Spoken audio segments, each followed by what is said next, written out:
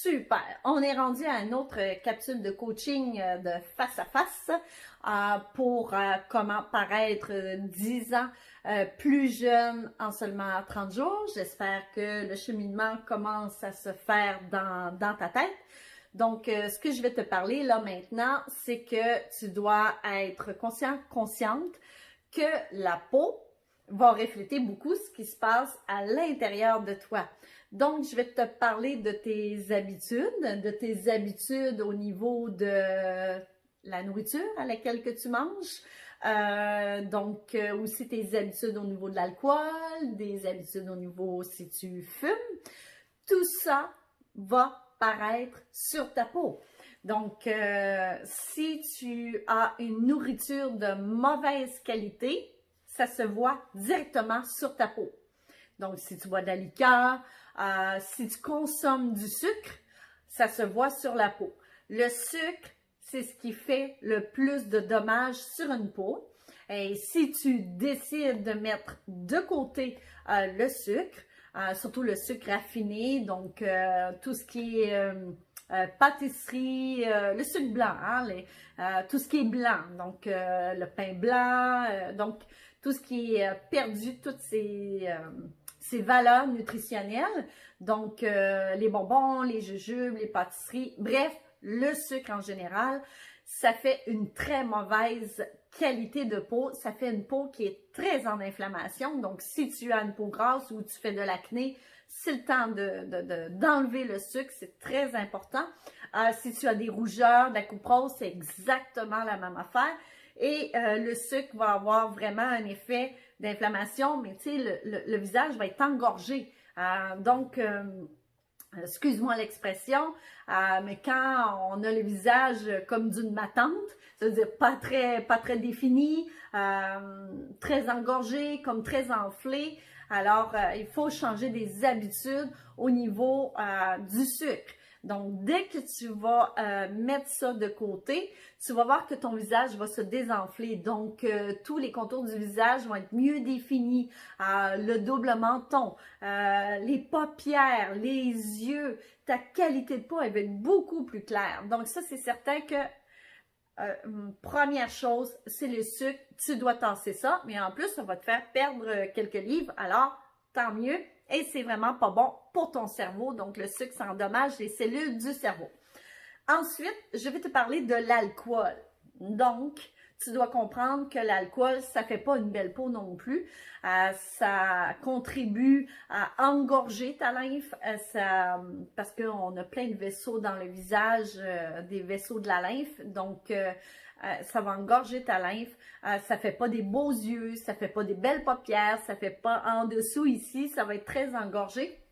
Donc, si tu vas avoir des plus beaux yeux, contour des yeux, donc l'alcool, ça fait pas des beaux yeux. Et ça fait pas une belle peau non plus, donc ça va contribuer à la coupe rose, à éclater les vaisseaux, parce que ça augmente beaucoup la pression sanguine, donc ça va faire éclater des vaisseaux.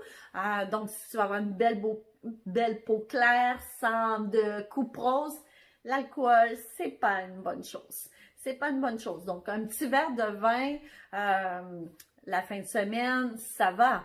Mais si tu veux vraiment rajeunir de 10 ans, en l'espace de 30 jours, regarde, on peut faire une petite cure, tu n'en mourras pas, c'est pas essentiel à la vie, donc ça va juste te faire un grand bien. Et moi, je trouve que tu as du choix, soit prendre quotidiennement un petit verre de vin, puis le lendemain matin, te regarder et te trouver moche. Et ça influence toute ta journée parce que quand on se regarde dans le miroir et qu'on se trouve moche, il y a des conséquences tout au long de la journée. On ne se sent pas bien dans notre peau, on va moins confiante, moins d'action. Donc, c'est pas compliqué. On éloigne un peu l'alcool et le lendemain matin, on se réveille, ça va beaucoup mieux. Alors, en plus que l'alcool a un effet dépresseur, donc si tu veux paraître plus jeune, l'alcool et la jeunesse, ça ne va pas ensemble. Donc, conseil précieux, très important, bien sûr le tabac. fumer, c'est incroyable, ça tue l'oxygène. Ta peau a besoin d'oxygène pour pouvoir se régénérer. Ça fait toujours des catastrophes sur la peau. Donc, si tu fumes, pourquoi pas arrêter? Donc, ça aussi, c'est un choix. Pourquoi pas arrêter? Ça ne va pas du tout ensemble avec une belle peau. Donc, moi, je vois ça régulièrement à mon centre. J'ai des femmes qui viennent se faire des soins très dispendieux pour leur peau. Et en sortant du soin, vont aller fumer une cigarette. Donc, si elles viennent dépenser 150 $, 200 $ pour un soin, puis après ça, elle sort et va fumer une cigarette, on vient tous saboter le soin. C'est dans le temps de dire. Alors, si vous voulez pas arrêter de fumer, ben à ce moment-là, vous allez avoir, en tout cas, bref, beaucoup moins d'effets. Il va falloir investir énormément pour protéger votre peau, exfolier énormément. Donc, bref, il faut commencer à réfléchir à tout ça. Et bien sûr, le soleil, qui est un autre agresseur. Donc, si vous ne protégez pas votre peau, vous abusez beaucoup du soleil, comme une peau fine, comme la mienne, une peau qui est plus claire, nous, on va avoir une peau qui va vieillir très rapidement au soleil. Donc, c'est certain que moi, quand je vais dehors, je vais vraiment protéger énormément de ma peau parce qu'elle va tacher, elle va vieillir, elle va se flétrir. Donc, quand on voit la peau comme des quadrillés sur la peau, c'est vraiment un effet de soleil, d'abus de soleil. Donc, quand c'est rendu quadrillé, ça veut dire que ça a brûlé le collagène. Et quand il est brûlé, c'est brûlé. Ça ne se régénère pas. C'est terminé. Donc, à un moment donné, il n'y a plus d'effet de régénération.